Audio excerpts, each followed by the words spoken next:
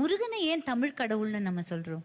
தமிழ் எழுத்துக்களை வல்லினம், மெல்லினம், இடையினம்னு பிரிக்கிறோம். முருகான்ற வார்த்தையிலேயே மெல்லினம் இருக்கு, இடையினம் இருக்கு, வல்லினம் இருக்கு. உயிர் எழுத்துக்கள் 12ன்னு அவனை பார்த்தா 12 கை வச்சிருக்கான். மெய்யெழுத்து 18ன்னு பார்த்தா 6 முகத்தையும் சேர்த்து 12 கையோட 18 வச்சிருக்கான்.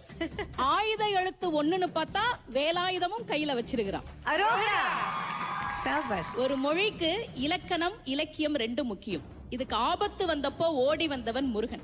பழுத்தமுது தமிழ் பலகை இருக்கும் ஒரு கவிப்புலவன் இசைக்குறுகி வரைகுகையை இடித்து வழி காணும். தமிழ் இலக்கணத்திற்காக, இலக்கியத்திற்காக, தமிழ் புலவர்களுக்காக ஓடி வந்த முருகன் தமிழ் எழுத்துகளின் வடிவத்தை கொண்டிருக்கக்கூடியவன், தமிழர்களுக்கு தெய்வமாக இருக்கக்கூடியவன் என்பதால் அவன் தமிழ் கடவுள். முருகனை ஏன் தமிழ் கடவுள்னு நம்ம சொல்றோம்? தமிழ் எழுத்துக்களை வல்லினம், மெல்லினம், இடையினம்னு பிரிக்கிறோம். முருகான்ற வார்த்தையிலேயே